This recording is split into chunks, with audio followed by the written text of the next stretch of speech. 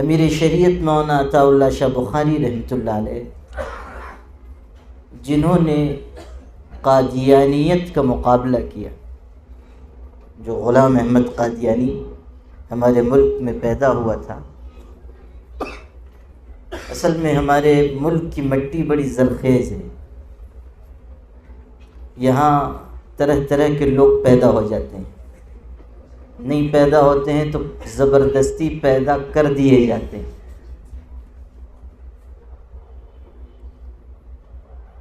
تو یہاں طرح طرح کے لوگ پیدا ہوئے، انہی میں سے ایک غلام احمد قادیانی بھی تھا،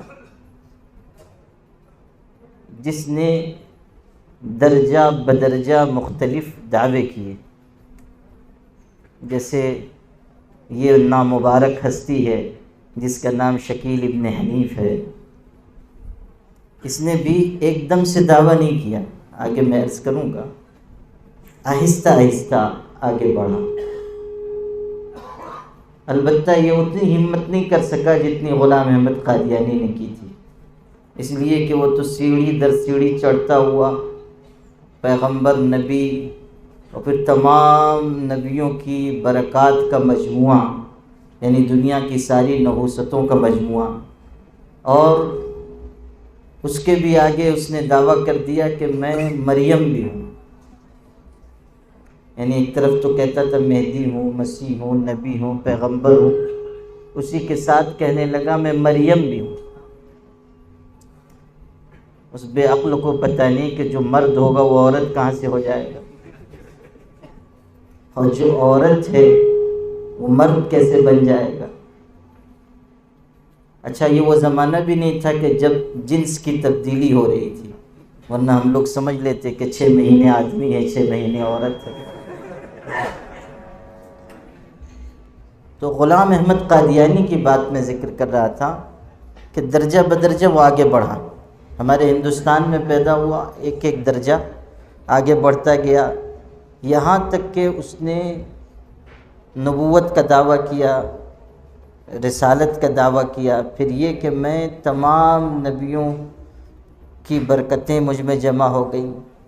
پھر یہ کہ میں مریم ہوں، پھر یہاں تک پہنچا کہ میں اللہ تعالیٰ کی بیوی ہوں، یہ بھی اس کا ایک دعویٰ ہے، اللہ تعالیٰ کی بیوی ہوں، یہ بھی کہا۔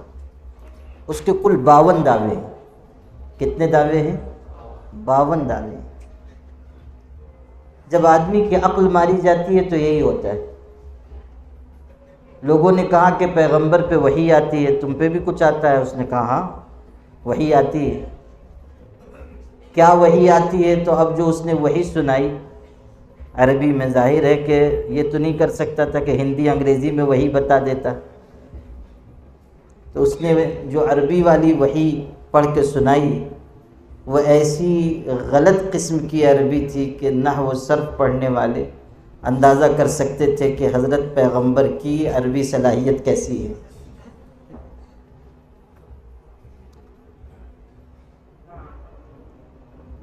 عجیب بات ہے کہ اتنے غلط قسم کے دعوے کرنے کے باوجود لوگوں نے اس کو مانا، اور ہزاروں لوگ اس کے فتنے میں مبتلا ہو گئے، حالانکہ نہ اخلاق اس کے پاس، نہ کردار اس کے پاس، نہ صلاحیت، نہ نیکی، نہ تقوی، نہ پرہیزگاری، نہ جسمانی طریقے پہ تندرست، بہت ساری اس کو بیماریاں تھیں، بیماریوں کا مجموعہ تھا۔ ایک بیماری اس کو بار بار پیشاب آنے کی تھی، تو چونکہ بار بار پیشاب آتی تھی تو استنجا کے لیے مٹی کے ڈھیلے جیب میں رکھتا تھا، صدری پہنتا تھا اس کی جیب میں رکھتا تھا، اور میٹھا کھانے کا بہت شوق تھا تو گڑ کے ٹکڑے دوسری جیب میں رکھتا تھا، اور ایسا خبط الحواس تھا کہ کبھی کبھی مٹی پھانکتا رہتا تھا اور گڑ سے استنجا فرماتا تھا۔ اس کے ماننے والوں نے لکھا، میں اپنی طرف سے نہیں بیان کر رہا، اس کی سوانے میں لکھا ہے کہ حضرت صاحب کبھی کبھی بھول کر مٹی کھا لیتے تھے اور گڑ سے استنجا فرماتے تھے۔ اب ایسا خبط الحواس قسم کا آدمی، اور وہ یہ کہے کہ میں افضل ترین پیغمبر ہوں،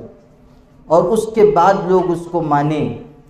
تو ماننے والوں کی عقل کا ماتم کرنا چاہیے، ماننے والوں کی عقل کا ماتم کرنا چاہیے۔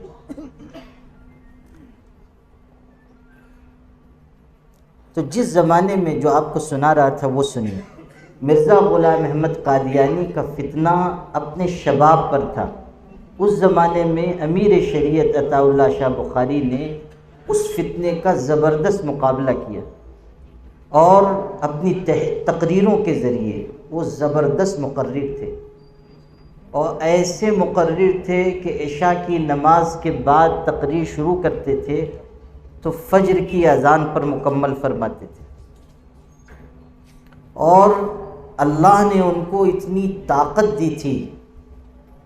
کہ 25، 30، 40، 50 ہزار، بسا اوقات 1 لاکھ کا مجمع ہوتا تھا، اور اللہ نے حلق میں اتنی قوت دی تھی کہ بغیر مائک کے بھی وہ تقریر فرما لیتے تھے۔ اللہ نے یہ ملکہ ان کو عطا فرمایا تھا۔ ایک دفعہ سخت بیمار تھے اور کہیں جلسے کا اعلان ہو چکا تھا، اسی حالت میں جلسے میں لے جائے گئے نہیں، لے جائے گئے، لفظ یاد رکھیے گا، یعنی اتنے بیمار تھے کہ چارپائی پر لوگ اٹھا کر لے گئے،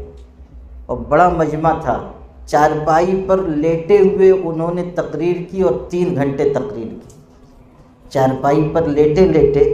3 گھنٹے تقریر فرمائی۔ اللہ جس کو قبول کر لیتا ہے، جس کے ساتھ اپنی نصرت کر دیتا ہے،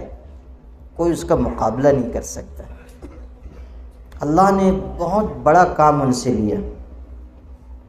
اور عزت کا بہت اونچا مقام ان کو عطا کیا،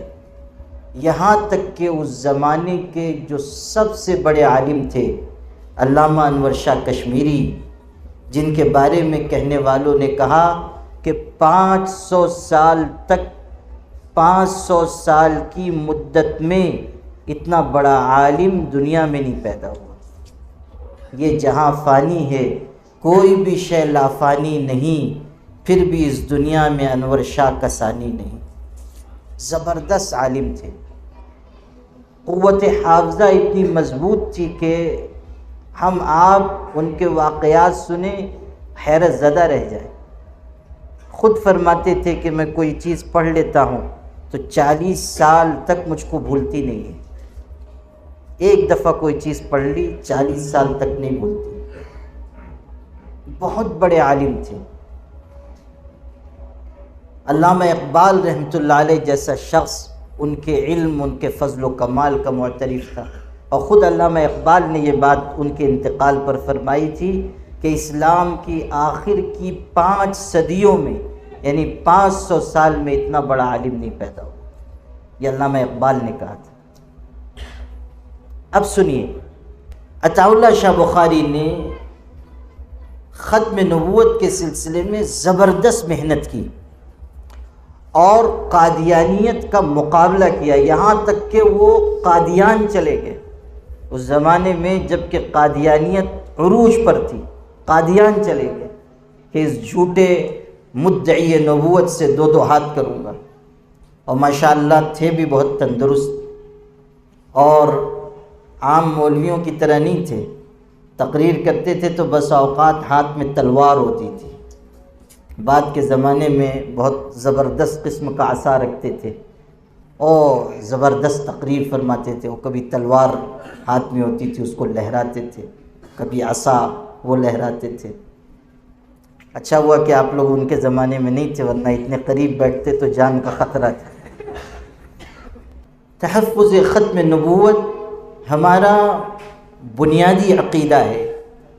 اس کو اچھی طرح سمجھ لیجئے کہ حضور اکرم صلی اللہ علیہ وسلم کائنات کے سب سے آخری پیغمبر ہیں۔ اب آپ کے بعد قیامت تک کوئی نیا نبی نہیں آنے والا۔ جو نبوت کا دعویٰ کرے گا وہ جھوٹا ہے، کذاب ہے، دجال ہے، فتنہ پرور ہے، گمراہ ہے اور گمراہ کرنے والا ہے، اور ایسے شخص کی اس امت میں کوئی گنجائش نہیں ہے۔ امام ابو حنیفہ رحمۃ اللہ علیہ جو ہمارے امام ہیں، انہوں نے تو یہاں تک لکھا ہے کہ اگر کوئی شخص نبوت کا دعویٰ کرے، یہ کہے کہ میں پیغمبر ہوں، اور اس امت کا کوئی آدمی جا کر اس سے یہ پوچھے کہ تیری نبوت کی دلیل کیا ہے، وہ شخص بھی کافر ہو جائے۔ اس لیے کہ اگر کوئی شخص کسی مدعی نبوت سے جا کر یہ پوچھتا ہے کہ تیری نبوت کی دلیل کیا ہے، تو یہ اس بات کی علامت ہے کہ اس کے دل میں کہیں نہ کہیں شک موجود ہے کہ حضور کے بعد کوئی نبی نہیں ہو سکتا۔ یہ تو آفتاب نصف النہار کی طرح واضح حقیقت ہے کہ ہمارے پیغمبر حضرت محمد صلی اللہ علیہ وسلم کے بعد اب کوئی پیغمبر نہیں آنے والا۔ آپ نے خود اعلان فرما دیا، انا خاتم النبیین لا نبی بعدی، میں نبیوں کے سلسلے کو ختم کرنے والا ہوں، اب میرے بعد کوئی پیغمبر نہیں آنے والا۔ آپ نے وضاحت کی، حالانکہ اتنا کہہ دینا بہت کافی تھا، لیکن آپ نے ایک حدیث میں وضاحت کی ہے کہ تم یوں سمجھو کہ کوئی انسان ہے، وہ ایک بہت خوبصورت عمارت بناتا ہے، لوگ اس عمارت کو دیکھنے کے لیے آتے ہیں، اور اس میں ایک اینٹ کی جگہ خالی ہے، لوگ دیکھ کر حیرت کرتے ہیں کہ اتنی خوبصورت عمارت ہے مگر اس میں ایک اینٹ کم ہے۔ آپ صلی اللہ علیہ وسلم نے یہ فرما کر یہ ارشاد فرمایا کہ وہ آخری اینٹ میں ہوں، اور وہ عمارت، وہ محل نبوت کا محل ہے۔ اب وہ آخری اینٹ اس کی جگہ رکھ دی گئی، اب کسی شخص کی گنجائش نبوت کے محل میں باقی نہیں رہی، آخری اینٹ اس کی جگہ رکھ دی گئی، نبوت کا محل مکمل ہو گیا، دین بھی مکمل کر دیا گیا۔ ارشاد ہوا، اليوم اکملت لکم دینکم واتممت علیکم نعمتی ورضیت لکم الاسلام دینا۔ دین مکمل کر دیا گیا، نعمت پوری کر دی گئی، نعمت پوری کر دی گئی، اور اسلام کو بطور دین اللہ تعالیٰ نے ہم لوگوں کے لیے، تمام مسلمانوں کے لیے پسند فرما لیا۔ رضیت لکم الاسلام دینا، دین مکمل، نعمت پوری ہو گئی، دین مکمل ہو گیا، اسلام کو پسند کر لیا گیا، اب قیامت تک اسلام ہوگا، اور حضرت محمد صلی اللہ علیہ وسلم کی نبوت قیامت تک رہے گی۔ اب کسی نبوت کی ضرورت نہیں۔ غور کر لیجئے کہ حضور صلی اللہ علیہ وسلم نے یہ جو مثال بیان فرمائی، عمارت کی مثال، یہ کتنی خوبصورت ہے۔ صرف یہ بات نہیں ہے کہ حضور آخری نبی ہیں، بلکہ آپ نے یہ مثال دے کر بتا دیا کہ انبیاء علیہم السلام ایک دوسرے سے اسی طرح جڑے ہوئے ہیں جس طرح ایک عمارت کی اینٹیں ایک دوسرے سے جڑی ہوئی ہوتی ہیں۔ پیغمبر کو مضبوط کرنے والا ہے، پیغمبر دوسرے پیغمبر کا مخالف نہیں ہے، پیغمبر دوسرے پیغمبر کا انکار کرنے والا نہیں ہے۔ آپ صلی اللہ علیہ وسلم نے بتایا کہ نبوت کا محل مکمل ہو گیا، اور نبوت کی عمارت میں اب کسی کی کوئی گنجائش باقی نہیں رہی۔ اس میں ایک اور اشارہ ہے، اور وہ اشارہ یہ ہے کہ حضور صلی اللہ علیہ وسلم نے عمارت کی تکمیل کی بات ارشاد فرما کر یہ اشارہ دے دیا کہ دیکھو، جس طرح انسان کو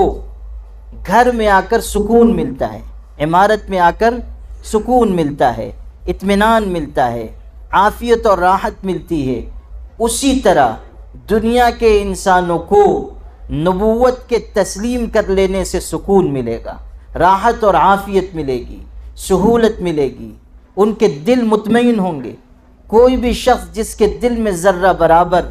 ایمان کی رمق ہے، وہ اس وقت تک اطمینان پا ہی نہیں سکتا جب تک کہ وہ نبوت پر ایمان نہ لے آئے، جب تک کہ وہ نبوت کو تسلیم نہ کر لے۔ تو حضور صلی اللہ علیہ وسلم نے اپنے خاتم النبیین ہونے کو یوں واضح فرمایا کہ عمارت مکمل ہو گئی، اب کوئی نبی نہیں آنے والا، یعنی اصلی نبی نہیں آنے والا، جھوٹے آئیں گے۔ اور اس کی خبر حضور صلی اللہ علیہ وسلم نے دی، تعداد متعین کر کے دی، تعداد تک متعین کی کہ میرے بعد 30 ایسے دجال، کذاب، جھوٹے لوگ پیدا ہوں گے جن میں سے ہر ایک یہ دعویٰ کرے گا کہ میں پیغمبر ہوں، لیکن صاف سن لو میں آخری پیغمبر ہوں، میرے بعد کوئی نبی نہیں آنے والا۔ 30 کا عدد بتایا، 30 کی تعداد، اور یہ سلسلہ حضور صلی اللہ علیہ وسلم کے وقت سے شروع ہوا۔ ابھی آپ باحیات تھے کہ مسیلمہ کذاب نام کا ایک شخص پیدا ہوا، نام تھا مسیلمہ، لیکن اتنا بڑا جھوٹا تھا کہ کذاب نام کے ساتھ لگ گیا، اور اب ساری دنیا میں کوئی اس کو مسیلمہ نہیں کہتا، جو کہتے ہیں مسیلمہ کذاب کہتے ہیں، یعنی اس کا نام ہی ہو گیا کذاب، جھوٹا انسان، مسیلمہ کذاب۔ اس نے حضور صلی اللہ علیہ وسلم کی حیات میں نبوت کا دعویٰ کیا اور آیا مدینہ منورہ، عمر میں حضور کے والد سے بڑا تھا، آیا مدینہ منورہ، اور اس نے آ کر یہ کہا کہ محمد بھی صلی اللہ علیہ وسلم پیغمبر ہیں، لیکن میں بھی پیغمبر ہوں، اللہ نے مجھ کو اور ان کو دونوں کو نبی بنایا ہے۔ پھر وہ بہت بڑا لشکر لے کر صحابہ کرام کے مقابلے پر آیا، حضور صلی اللہ علیہ وسلم سے دنیا سے تشریف لے گئے۔ اس کے بعد اس کا فتنہ اور ابھرا، اور پھر صحابہ نے مقابلہ کیا، اس فتنے کا مقابلہ کیا۔ حضرت ابو بکر صدیق رضی اللہ تعالیٰ نے صحابہ کرام کا ایک لشکر حضرت خالد ابن ولید کی عمارت میں روانہ کیا، جس نے مسیلمہ کذاب اور اس کے بہت بڑے لشکر سے مقابلہ کیا۔ سینکڑوں صحابہ کرام کی شہادت ہوئی، حافظ صحابہ، حفاظ صحابہ بڑی تعداد میں اس معرکے میں شہید ہوئے۔ جھوٹی نبوت کا دعویٰ کرنے والوں کے خلاف حضرت سیدنا ابو بکر صدیق نے لشکر بھیجا، ذرہ برابر نرمی اختیار نہیں کی، حالانکہ وہ زمانہ ایسا تھا کہ جب بہت سے اندیشے ہو گئے تھے، بہت سے فتنے ابھر آئے تھے، ارتداد کا فتنہ آ گیا، مانعین زکوٰۃ کا فتنہ آ گیا، بہت سارے دشمن یہ خیال کر کے کہ مسلمان حضور صلی اللہ علیہ وسلم کی وفات کے بعد کمزور ہو گئے ہیں، اب ہم ان پر یلغار کر سکتے ہیں، وہ پر تولنے لگے۔ حالات بہت ہی سنگین تھے، بہت ہی خطرناک حالات تھے، لیکن سیدنا ابو بکر صدیق رضی اللہ تعالیٰ نے اس معاملے کی سنگینی کو محسوس کیا کہ اگر ذرا بھی اس سے بے توجہی برتی گئی تو سخت نقصان ہو سکتا ہے، اس لیے لشکر بھیجا، اور لشکر نے مقابلہ کیا، اور بہت سے صحابہ کرام شہید ہوئے، لیکن مسیلمہ کذاب کو جہنم رسید کیا گیا، اور اس کے ساتھیوں کو مارا گیا، ان کو جہنم رسید کیا گیا۔ اسی لیے یہ بات کہی جاتی ہے کہ اگر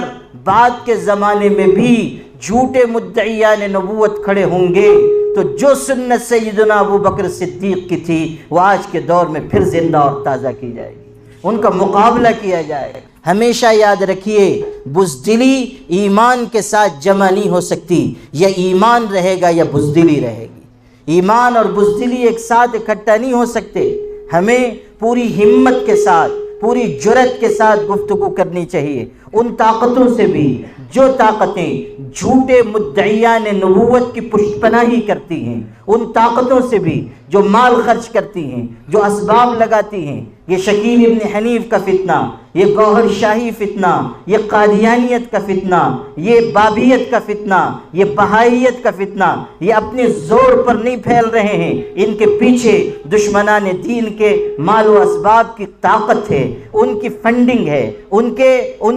کی حکومتوں کی پشت پناہی ہے۔ آج قادیانیوں کے کی آل و اولاد، قادیانی کی آل و اولاد، اس کی ذریت کہاں پناہ لی ہوئی ہے؟ انہی ملکوں میں جو لوگ اسلام دشمن طاقتیں کہلاتے ہیں، انہی ملکوں میں جہاں سے اسلام اور مسلمانوں کے خلاف منصوبے بنائے جاتے ہیں، وہیں ان کو پناہ مل رہی ہے، وہیں سے ان کی کفالت ہو رہی ہے، وہیں سے ان کو مضبوط بنایا جا رہا ہے۔ شکیل ابن حنیف کا فتنہ بھی کہاں سے اس کو پانی مل رہا ہے یہ بتانے کی ضرورت نہیں ہے۔ ہمیشہ مسلمانوں میں انتشار پیدا کرنے کے لیے ایسے لوگوں کو کھڑا کیا جاتا ہے اور ان کی پشت پناہی کی جاتی ہے اور پیسوں کے ذریعے ان کو مضبوطی فراہم کی جاتی ہے، اور پھر جو ان کے خلاف کھڑے ہوتے ہیں ان پر بھی یلغار ہوتی ہے۔ لیکن یاد رکھیے کہ باہمت لوگ یلغار سے اور طاقتوں سے اور قوتوں سے نہیں ڈرتے، ان کے دل میں اگر خوف ہوتا ہے تو صرف ایک اللہ کا خوف ہوتا ہے۔ یہ سمجھنا کہ ان کے ساتھ فلاں طاقت ہے، ان کے ساتھ فلاں قوت ہے، اس لیے ہم خاموش بیٹھ جائیں، اس لیے ہم پیچھے ہٹ جائیں، اس لیے ہم مقابلے سے کترا جائیں، یہ بہت ہی بزدلی کی بات ہے، بلکہ میں یہاں تک کہتا ہوں کہ یہ اپنے آقا سے بے وفائی کی بات ہے، حضور صلی اللہ علیہ وسلم کے ساتھ بے وفائی کی بات ہے۔ کسی امتی کو اتنا بے غیرت نہیں ہونا چاہیے کہ دن دہاڑے ختم نبوت پر ڈاکہ ڈالا جا رہا ہو اور ہم اپنی عافیت گاہوں میں چلے جائیں، ہم تھوڑے سے خطرے کی وجہ سے پیچھے ہٹ جائیں، ہم تھوڑے سے دباؤ کی وجہ سے پیچھے ہٹ جائیں، جیل کے سلاخوں سے ڈر جائیں، ہم اپنی جان کے خطرے کی وجہ سے پیچھے ہٹ جائیں۔ اللہ کے بندو، اگر اس راہ میں جان کا نذرانہ بھی پیش کر دیا جائے تو یہ